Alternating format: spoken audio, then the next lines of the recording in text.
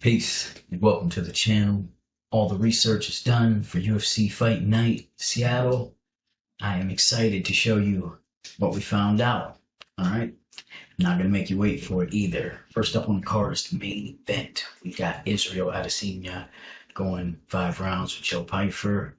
You're going to see on this card there's a lot of control versus chaos going on in each of these fights. And if the control wins out, then we're going to have heavy chalk winners like we've been having all year. If we get chaos in most of the fights, then we might see some dogs pulling off the wins on these cards.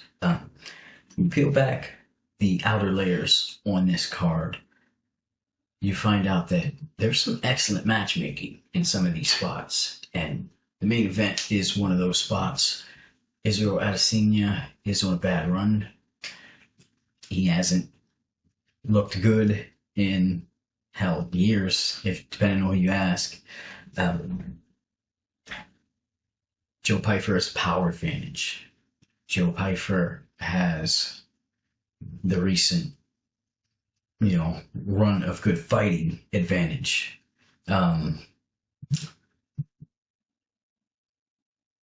Joe Pyfer is the younger man by 7-8 years.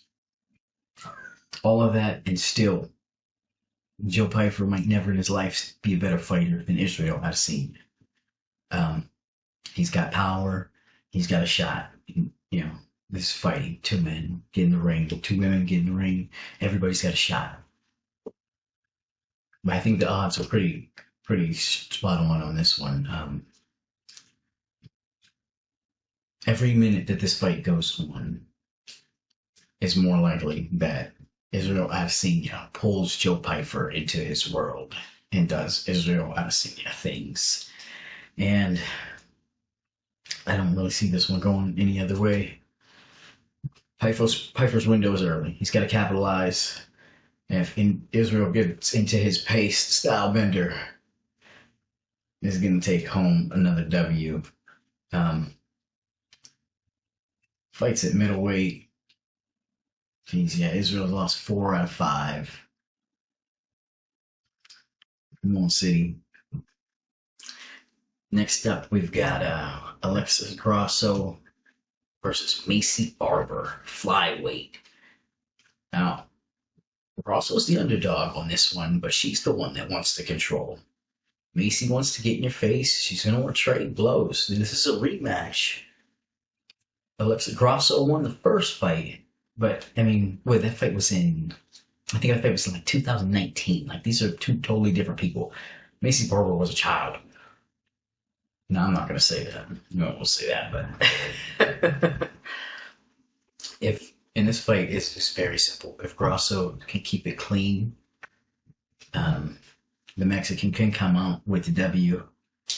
She can win the minutes, but if she lets Macy Barber get in there, force exchanges, and she tries to trade with her like before, then it's not going to go good.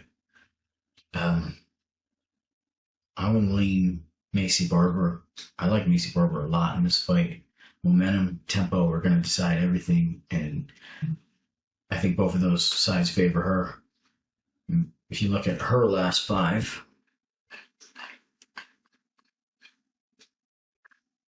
yeah, she's just been better. She's been better.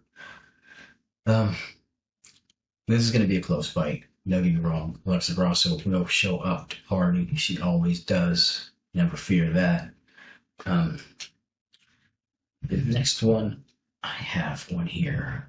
Okay, so Michael Chiesa was supposed to go against Harrison. Harrison dropped out, and they got Nico Price to fill in. Why does it seem like Nico Price is just everywhere? Did he just fight in February? Because I know Nico Price's family got to want him to stop fighting. Man, I fear for the man out there. Okay, all right, moving on. Listen, Chiesa is retiring. This is his retirement match. This is where he's from. He hasn't fought at home in Seattle in 13 years, I think he said. And He has the heavy tie-ins with his grandfather, all these things going on. Usually, we would flag that for variance. That's too much on the brain. You got to get in there and fight. You don't need to be worried about all these different things, especially retirement. We do not like fighters going into retirement in their last fight. But he's old enough that I believe he can handle it. He's old enough, and he's got that mental game. I mean, you seen him out there last time. His last fight was like, oh my god, that old man fight. Um, the best case scenario in this fight would be an early sub without much damage,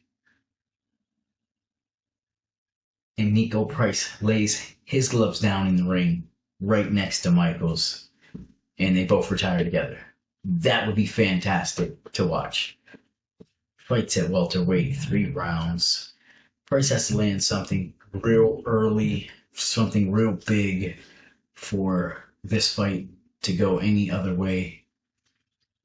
I don't see it going any other way. That's why the odds are as bad as they are. Now, this next fight is razor thin on the margins. This is one of the closest fights we ever broke down here. Featherweight fight between Julian Rosa and Ron Douglas Oliveira. I don't know, he never says the Oliveira. Everybody uses Douglas as his last name, so I'm going to as well. I already told you it's control versus chaos, but in this case, Rosa's been around forever. He's a submission artist. We know he's going to want to come in and grapple. He's going to want to get in early. He thrives in messy fights, but there's a structure to his chaos. Whereas Douglas is going to get in there and he's going to be throwing, he's going to be trying to absolutely murder Julian Rosa and get him out of there right now. He's going to be pure chaos, pure violence. Now, we've seen a couple fights like this before. He's got to watch the tank. He's got to watch the tank. Because if you come out there and you gas early, Rosa's going to strangle you. And to that effect, this is probably going to be an unpopular one. Julian Rosa is a huge underdog on this one. I'm leaning to Rosa. Too much experience. I've seen these young guys, these hot prospects who, not all of them, like some of them are good, some of them are well-rounded. Luke Riley comes to mind, but some of them come out like Luke Fernandez, and they don't have much more than one trick. And Douglas is a blitzer. We'll see what he's got. I know he's a heavy favorite. I don't think I'll be betting on this one, but Douglas has to start clean. If he doesn't get Rosa out of there early, look out. You might want to go for a live submission for Julian Rosa. We have Mansour Abdul Malik versus Yusri Balaguri. Yusri Balaguri. Yeah, and listen, I bet against Yusri Balaguri.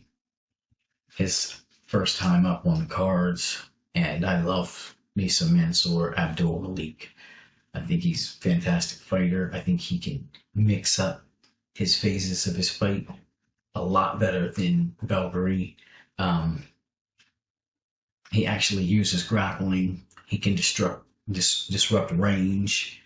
He's got different ways to stabilize the fight. He's got different paths to win the fight. On the other side, Yusri is tall, 6'6". He's got the perfect body for the style that he fights.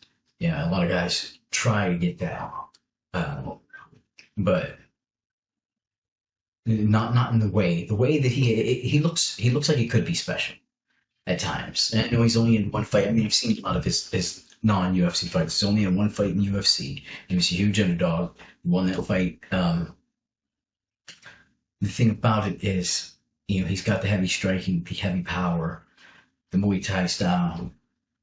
At 6'6", he can control range. He wants a little bit of chaos. He wants to break down structure. He hits heavy. So at any point, he can change this fight. I believe that this is Mansour Abdul takes fight to lose. Right. Next, we're going to take a look at my man T-Rex Terrence McKinney versus Kyle Nelson. This one is at lightweight. This one presents one of the cleanest time faces on card, and by that, I mean both of these guys want to get it on. Neither one of these guys go really deep in their matches. If you know anything about Terrence McKinney at all, Terrence McKinney never gets out of the first round. He never gets out of the first round, and I don't see this being the fight to do that. Now, last time I thought that Vitor Petrino and Steven Aspland went the distance, bloody and bruised and battered. So, I mean, come on. There are no guarantees, there are no locks, but Kyle Nelson is built to withstand McKinney's early pressure, and I think that every minute this fight goes on, it favors Kyle Nelson, unfortunately. And not unfortunately. Like I said, we like McKinney. I was hoping maybe one day even have him on the channel. That would be fantastic. He just got a contract extension, so win or lose, he'll still be with us in the UFC. I know his contract was coming up. So, yeah, McKinney has to win early. He's extremely dangerous early. He's the better athlete. I think he has better power. But Kyle Nelson's warrior. He's a dog. Coast. Yeah, Nelson can survive McKinney's first wave of power and take over. And, after that first round, Terrence McKinney hasn't showed that he wants to fight for it and go after it that hard. So we got to take Kyle Nelson in this one. Though I do not like it at all. Heavy volatile fight. Last time I seen it was juiced. It was minus 280 for under 1.5 rounds. Take it not to start the second round. You probably get even better odds for that. Next up, Ignacio Bahamondes and Tofik Musayev. Tofik Musayev.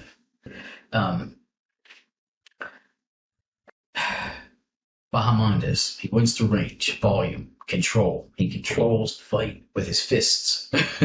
While Musayev is looking for the power strike. He wants to hit you and make you feel him and make you respect him and say, this is my ring, this is my octagon, I'm about to do this. But he's not going to do that this week against Ignacio Bahamondes. Bahamondes will maintain distance. He will build up lead. He might win this fight 2-1 on the cards, but he will win it. That's how it's going down. Realize Musayev, we will keep an eye on him going forward. He's in a bad spot here. Chase Hooper versus Lance Gibson Jr. Now, if you put these two in a picture side by side, you're going to pick Lance Gibson Jr. every time. Guy looks like a unit. Chase Hooper looks like Chase Hooper. Unfortunately for Chase Hooper, those kind of things have nothing to do with how you fight. Chase Hooper's an excellent grappler. He thrives in scrambles. I've seen him trade hands, although the last time he was trying to trade hands, he got pissed, knocked out of Great Ape, Alex Hernandez. We were on Alex Hernandez that fight, though. I thought Alex Hernandez had too much in the hands for him. Gibson does have great hands. He's gonna wanna throw. He's got his own style going on there. He's a striker, but a nearly perfect fight to beat Chase Hooper. And he's not as good as Anthony Hernandez or Aaron Hernandez. He's not as good as the Great Ape. Hooper only needs one opening. If Hooper can get the fight down to the mat at any point in a round, he keeps Gibson there, controls the rest of that round, and wins the round on the card. It's going to be that simple. If he can do that 3 times, it's going to be a unanimous decision. I lean heavy on Chase Hooper. Like I said, I don't really think this one is. I'm surprised Lance Gibson's on the card with Chase Hooper. I know Chase Hooper lost that last fight, but nah, that ain't happening here. Chase Hooper is also from the area, so I'm not going to say he's a showcase fight, especially at the position he is on prelims, but expect that both of these guys are from around the Seattle area. Although Gibson is fighting out of Canada, though. It'd be a good one. It'd be interesting. I don't see Hooper blowing Gibson away either. Tybura has a heavy experience advantage in this fight. That's his only advantage in this fight. Tyrell Fortune is going to be the faster guy. Tyrell Fortune is going to be the stronger guy. Tyrell Fortune is going to be the younger guy. Tyrell Fortune is going to be the less damaged guy. The last time we seen him really against a striker, he fought Ante Delege. Ante Delege put him out in the first round, and it didn't look good at all. Since then, Ante Delege has gotten beat down twice. Ante, that loss is not aging at all well for Marcin Tybura, and now you're fighting this hungry, heavy-handed dude, Tyrell Fortune. It's a heavyweight fight. There's real early risk in this fight. I have to lean Fortune. I mean,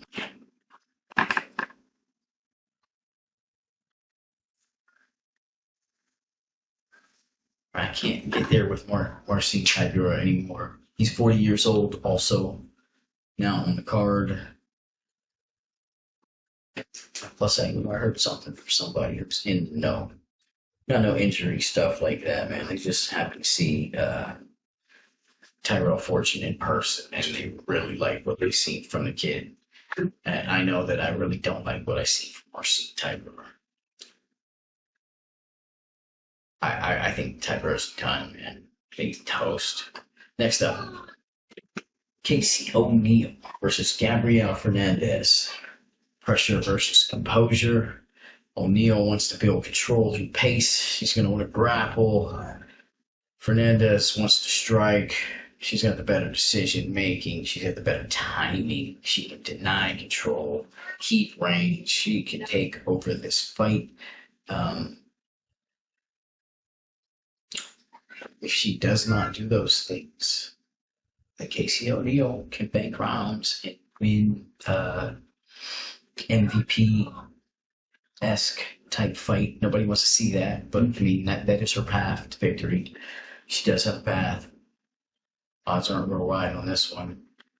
The one thing that I really liked about this fight, or what I really liked about Gabriel Fernandez in this fight, Gabriel Fernandez's debut against Jasper Vicious. She fights Teresa Bleda. Next, she fights Carly Judice and wins. You guys know how I feel about Carly Judice. She's the class. She is the future for this division. So she beats Carly Judice, split decision. That was in June of 24. Next, she beats Con Wayne. She subs Con Wayne in round 2, rear naked choke. And get the hell out of here. Then she beat Juliana Stolyarenko. I love her resume. The last 4 fights she's had, she's been in there with real fighters who have fights against other real fighters who have great resumes themselves. That's not to say she wins all these fights. That's not to say all these girls win all their fights. But they've been in there. They tested water against UFC top level opponents, and she's come out great. Casey O'Neill's record doesn't look anything like that, although she does have recognizable names. I've been over all this. I've watched fights. Casey O'Neill does great. She will do great. This is not her night, I don't believe. Gabriel Fernandez has got some good work with the hands and the feet, actually. The next fight on the card keeps getting moved down the card. If you don't know, there were a lot of cancellations on this card, a lot of ins and outs. One time, I think somebody canceled on the guy they were supposed to fight. I can't remember exactly who it was, but they canceled on the guy they were supposed to fight. So they got a replacement. And then the original person in the fight canceled against the replacement. So he's going against the replacement. Now we got two replacements going against each other. I don't even know what's going on anymore. Anyway, every time one of these things happen, Navajo Sterling and Bruno Lopez gets moved further down the card. I swear it's happened like 3 times already. This one's pure range pressure. I love these. Both young guys, range pressure. Navajo Sterling, you always come in, expect him to sub or knock the person out, dominate, and he wins the fights, but he almost never gets the guy out of there. At the same time, it's almost never in question whether or not he's going to win. I like Navajo Sterling a lot. I like Navajo Sterling a lot. I think if he can do his control thing, I think he wins this fight cleanly and clearly.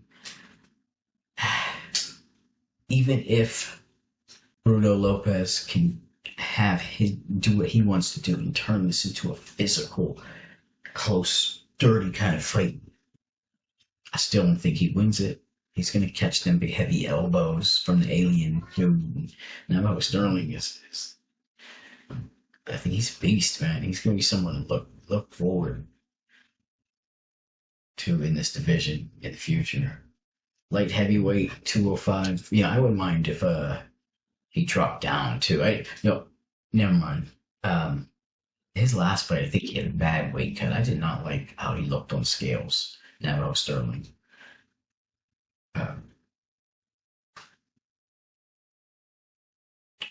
And I did not see him on the scales at this weigh-in, ceremonial or the real.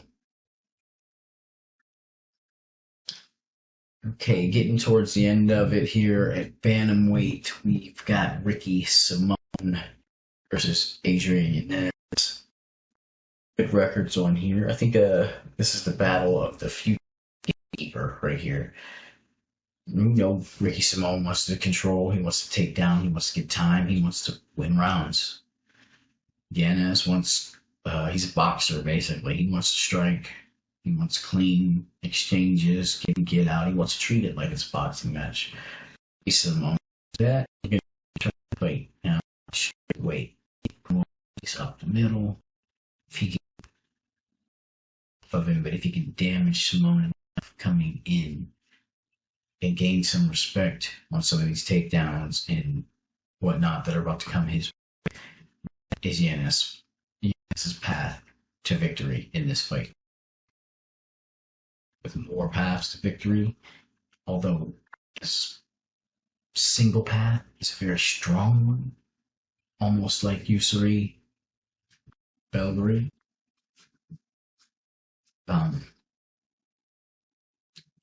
Very close fight.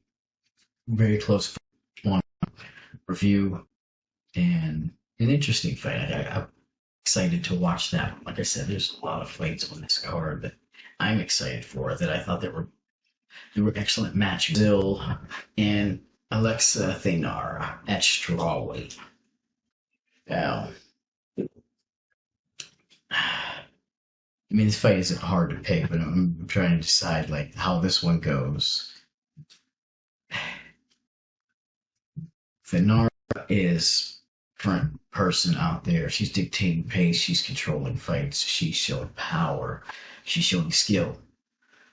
She used to win on athleticism. She got here on athleticism. Hunger. Now she's actually showing skill. and her trajectory is going through the roof. She had a real tough match with Loma Lopomier, and I thought she did great in that fight.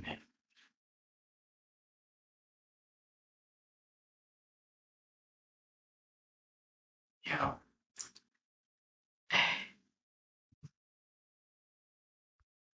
if Alexa Theanora can go early, this is going to be one-way traffic. I like Bruno Brazil. She can't see me. When I see these teams on the car, just shit. I'm like, bruh. I think the odds reflect that. I think Alexa Theanora started off around so minus 480 it opened. No. Now at my